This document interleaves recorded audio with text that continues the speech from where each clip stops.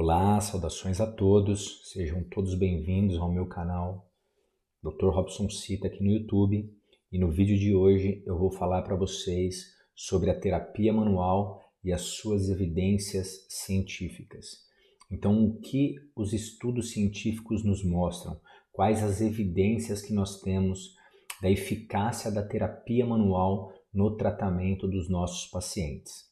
Antes de iniciar o vídeo, já faço um convite a todos vocês que ainda não são inscritos, que se inscrevam no meu canal, compartilhem com seus colegas, seus amigos, enfim, deixe o joinha de vocês, tudo isso é muito importante para o fortalecimento do nosso canal e que a gente continue atendendo sempre às expectativas de vocês com vídeos interessantes, com temas que sejam do interesse de todos vocês.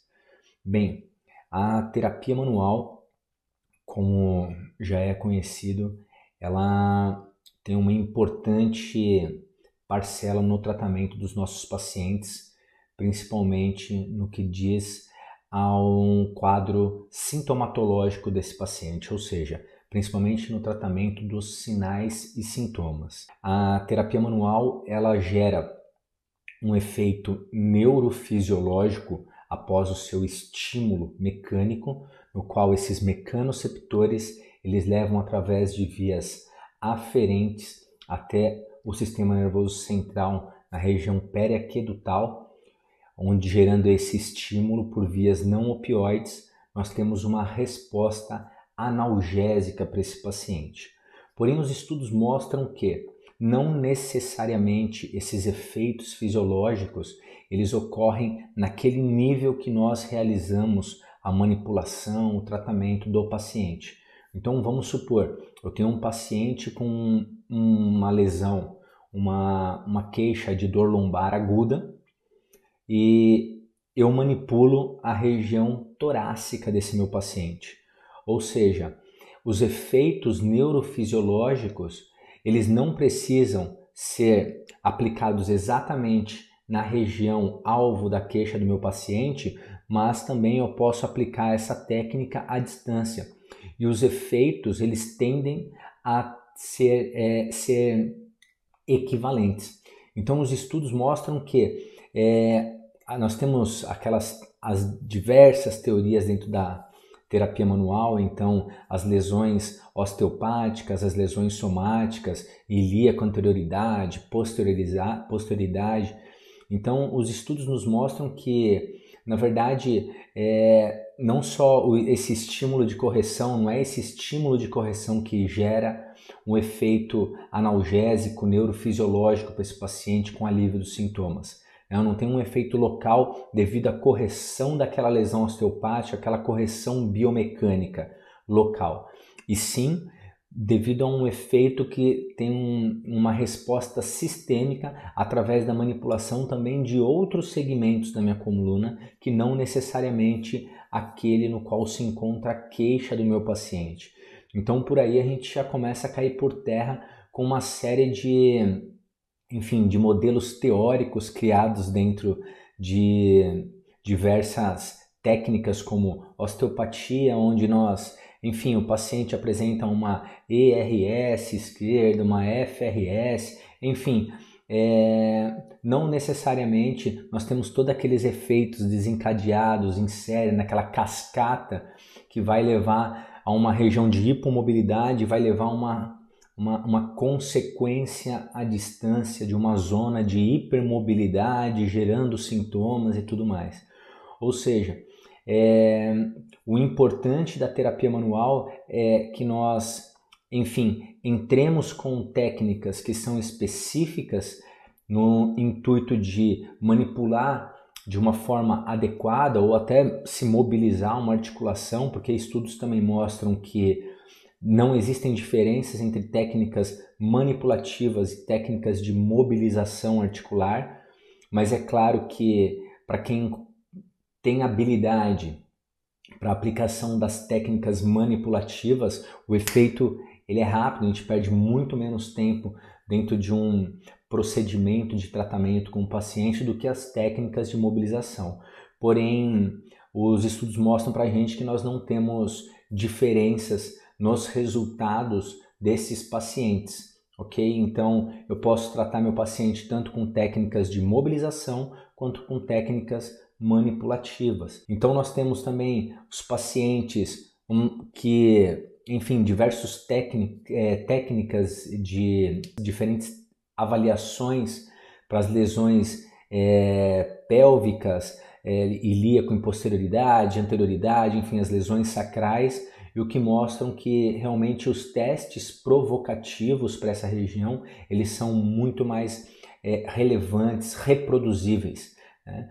Porque nós encontramos muita variação entre examinadores. Então, um mesmo examinador, muitas vezes, que encontra determinada alteração, numa outra reavaliação encontra algo completamente diferente e até entre diferentes examinadores. Então a gente não tem algo que seja realmente reproduzível de forma a se avaliar um efeito, uma comparação entre esses examinadores, porque isso varia muito de sensibilidade de profissional para profissional.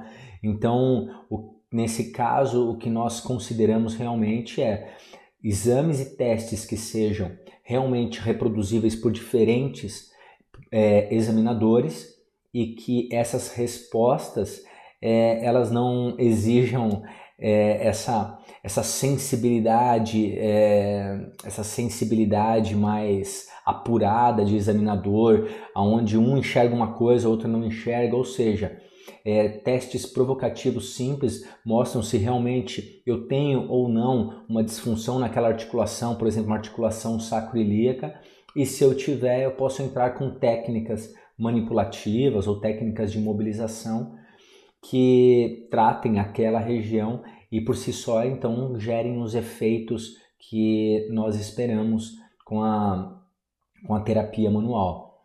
Lembrando que é sempre muito importante na fase inicial eu entrar com técnicas que não irritem, ou seja, que não aumentem a irritabilidade tecidual local. Por isso, muitas vezes a aplicação de técnicas à distância e não técnicas específicas sobre a região a qual o paciente ele refere sua queixa. E assim que possível, eu tenho que começar a combinar com esse paciente as técnicas de terapia manual com exercícios ativos, o que já pode ser feito até numa fase mais inicial com as técnicas que nós chamamos de Mulligan, onde eu tenho uma correção artrocinemática, ou seja, realizada pelo fisioterapeuta passiva, e um movimento ativo do paciente. Então, mostrando que quando eu faço a correção, um ajuste na articulação e eu coloco esse paciente para realizar a atividade física ou movimento, isso já começa a ter uma nova reinterpretação pelo sistema nervoso desse meu paciente. Então, se faz de suma importância que tenha uma combinação, assim que possível, da terapia manual com um exercício ativo para esse paciente. Isso sim vai trazer os benefícios que nós esperamos para atuação nesse paciente, ou seja, para ter as respostas que nós esperamos de melhora do quadro clínico desse paciente. Então, assim que possível, vamos introduzindo atividades físicas com esse paciente, exercícios terapêuticos para alteração do quadro. É claro que o tratamento de um paciente ele não depende somente de uma técnica de terapia manual bem aplicada, mas sim também de fatores biopsicossociais, as crenças de cada paciente. Isso vai fazer muita diferença na evolução clínica de cada paciente. Eu posso ter 10 pacientes, todos eles com a mesma queixa, porém eu tratar com essa mesma queixa, utilizando-se de uma mesma técnica, e cada um desses meus pacientes ter uma resposta diferente. Por quê? Porque isso está relacionado com muitos outros fatores. Os fatores, como eu falo, os fatores biológicos de cada paciente, os fatores psíquicos de cada paciente, como eles interpretam essas técnicas, enfim, as expectativas de cada paciente e as crenças que cada um deles tem. Ou seja, nós temos pacientes que todo dia nos procuram, olha, quero passar aí com você porque, enfim, quero fazer uma técnica, quero fazer quiropraxia porque eu tô com dor no pescoço, ou seja, existe muito disso, né? Eu tô com uma vértebra rodada, eu vou no fisioterapeuta, no quiropraxista, no osteopata, ele faz uma correção e pronto, o problema se foi. E não é bem assim, né? Cada caso é um caso, então fatores têm que ser avaliados dentro de cada caso. Alguns pacientes realmente um ajuste é suficiente para aliviar os sinais e sintomas dele, mas não necessariamente se funciona assim. E é muito importante nós colocarmos isso aos nossos pacientes. Então, esse é um papel que compete a nós, profissionais, enfim, mudar esse conceito que existe de vértebra rodada, porque a gente sabe que o problema não é esse. Muitas vezes eu tenho mais uma ilusão palpatória, até quando nós olhamos um rosto de frente, ele não é simétrico, né? Quanto mais, enfim, o nosso arcabouço ósseo. Então nós temos, enfim, vértebras assimétricas e nem por causa disso ela está fora do lugar ou algo assim. Eu tenho uma subluxação naquele nível, uma lesão somática naquele nível, né? Ou seja, é importante que a gente se coloque dentro desse caminho para a gente, enfim, não dá para a gente sentar com um ortopedista e querer discutir o tratamento de um paciente com esse tipo de termo. É importante a gente realmente ter o nosso pezinho no chão para a gente traçar, enfim, um raciocínio clínico e que permita uma inter-relação entre os profissionais para se traçar a conduta que seja mais adequada. E nesse contexto geral, então, como eu digo para vocês, é muito importante a introdução, então, a combinação não só da terapia manual tratando os sinais e sintomas iniciais, os quais vão ajudar muito na rigidez articular desse paciente, no ganho de amplitude de movimento, aliviando seus sinais e sintomas, como assim que possível já introduzi-lo então para as atividades físicas, ou no caso eu quero dizer mais os movimentos ativos livres, ou seja, já uma cinesioterapia, trazendo para exercícios, e a combinação desses fatores, isso sim é o que vai trazer o benefício para o nosso paciente com o alívio dos sintomas. Todos sabem que na minha clínica realmente o nosso carro-chefe é a terapia manual, mas é muito importante o discernimento do profissional para saber, enfim, até aqui eu tenho que usar esse tipo de ferramenta, a partir daqui eu tenho que mudar a ferramenta que eu tenho que usar com o meu paciente. Ou seja, o tempo vai te dando a expertise necessária para você realmente discernir o momento certo de utilizar de tal recurso, o momento de trocar por outro recurso que seja pertinente para o seu paciente, e você vai perceber que isso muda muito de pessoa para pessoa, e só colocando a mão na massa para a gente realmente perceber as nuances dentro de casos similares de paciente para paciente. Então, terapia manual continua sendo assim a minha paixão, mas é importante, como eu disse, a gente ter o discernimento para saber o momento certo de introduzir com determinado movimento ativo livre, ou como eu disse, técnicas de terapia manual associadas com o movimento, como as mobilizações articulares com o movimento, e então esse paciente já cursando para um tratamento mais ativo, livre, onde ele executa os exercícios e ele faz parte do seu autotratamento, ou seja, nós instruímos o nosso paciente para ele mesmo se tratar em casa e assim tornando esse paciente independente da gente e devolvendo ele para sua prática, enfim, para sua atividade física regular, para o seu trabalho, enfim, para aquela atividade que ele encontrava-se limitado. Eu espero que eu tenha acendido para vocês uma luzinha principalmente aos fisioterapeutas, enfim, quem trabalha com terapia manual, seja ela a técnica que for. Lembra, a ideia aqui não é conflitar as técnicas, e sim trazer algo que realmente norteie a nossa conduta terapêutica, para que nós realmente sejamos profissionais de sucesso no que, ou seja, na área que nos prestamos a atuar, mas principalmente que todas aquelas pessoas que nos procuram possam se beneficiar dessas técnicas, possam se beneficiar com o nosso trabalho, enfim, com os resultados de uma fisioterapia de excelência, uma fisioterapia de resultado. Então, aqui fica o meu convite a todos vocês, e eu particularmente, hoje a gente vê muita discussão sobre os temas fisioterapia hands-off, hands-on, enfim, onde o profissional, ou ele não tem profissionais que não colocam a mão num paciente para tratar, outros já tratam somente com terapia manual. Eu particularmente nunca acreditei no uso de uma única ferramenta para tratar meu paciente, né? Inicialmente eu posso iniciar com essa, porque toda vez que eu tiver um prego, talvez um martelo seja com certeza um martelo é o mais indicado, mas ora eu teria um parafuso, eu preciso de uma chave de fenda, ora eu vou precisar de uma furadeira, ou seja, só para dizer que assim, cada técnica é um instrumento que você tem na sua mão, é uma ferramenta. Enfim, e para cada tecido-alvo, para cada alteração que você encontra com o seu paciente, você precisa de uma ferramenta diferente.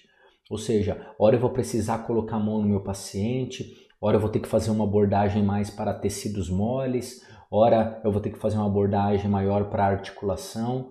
Enfim, é importante o discernimento para poder saber qual ferramenta eu devo usar, qual momento essa ferramenta já não serve, eu tenho que abordar outra.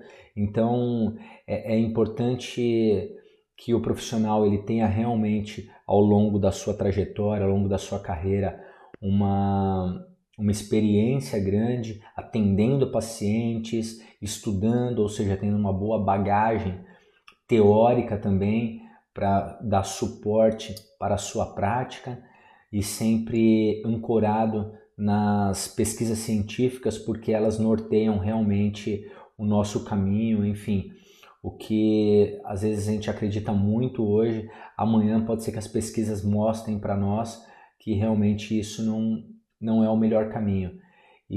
Mas eu sempre coloco e vou colocar, assim, a clínica para mim é muito soberana a tudo, no intuito de eu tratando o meu paciente, colhendo sinais e sintomas, seus parâmetros iniciais, e estabelecendo então um sinal comparável, eu preciso mudar os sintomas desse meu paciente, né? Esse é o principal, você precisa mudar aquele sinal e sintoma inicial que você colheu desse paciente. Se você mudou o sinal e sintoma dele, devolveu a função, aliviou a dor, enfim, esse é o objetivo.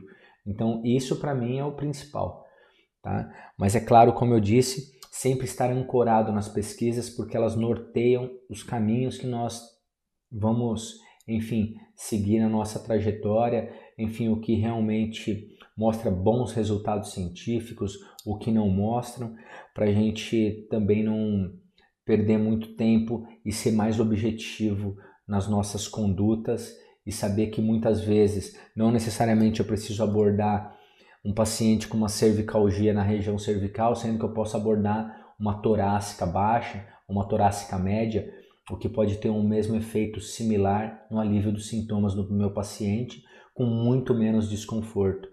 Então, é isso que eu gostaria de trazer para vocês. Espero ter sido claro com você. Meu tratamento de fisioterapia, no tratamento, enfim, com as técnicas que eu utilizo, enfim, todo esse meu arsenal, essa minha maletinha de ferramentas, que momento que eu vou utilizar, qual momento não é mais necessário que eu coloque a mão no meu paciente, eu comece a desmamar ele da terapia manual, entrando para ele numa atividade mais ativa, num momento mais ativo dessa terapia, onde ele se torna mais participativo, e então ele vai conduzir o final do seu tratamento com exercícios domiciliares e retomando as suas atividades, enfim, as atividades as quais se encontravam limitadas, as quais ele se queixava. Eu deixo aqui o meu convite a quem ainda não conhece sobre terapia manual. Visite as minhas playlists, você vai encontrar playlists, enfim, sobre diferentes técnicas de terapia manual. Aqui está tudo escancarado para vocês, tudo que eu, Robson Sita, aplico na minha prática clínica com os meus pacientes. Então, eu acredito muito nessa frase que quem transfere o que sabe aprende o que ensina. Então, eu nunca tive, enfim, objeção alguma em esconder as técnicas que eu utilizo ou não demonstrar, muito pelo contrário, eu acho que o conhecimento realmente ele tem que ser propagado. E como eu disse, quem transfere o que sabe, aprende mais ainda com o que está ensinando. Então é isso que eu acredito, e eu acredito que, enfim, vocês podem se beneficiar muito do conteúdo que aqui eu tenho disponibilizado para vocês. Nós temos, enfim, uma explanação grande sobre as diferentes técnicas, e aquelas que vocês se familiarizarem vão buscar um conhecimento mais aprofundado para realmente ir ganhando experiência na área, atendendo seus pacientes, tendo ótimos e excelentes resultados, como eu tenho na minha prática clínica. Mas é claro que isso não é do dia para a noite, isso leva tempo, mas enfim, a partir do momento que você realmente faz aquilo que você ama, o resultado, o sucesso, ele é consequência disso, tá? Então, deixo aqui o meu grande abraço a todos. Quem ainda não é inscrito, inscreva-se no meu canal, deixe seus comentários, o joinha de vocês, e a gente se vê em breve. Até lá, saúde a todos.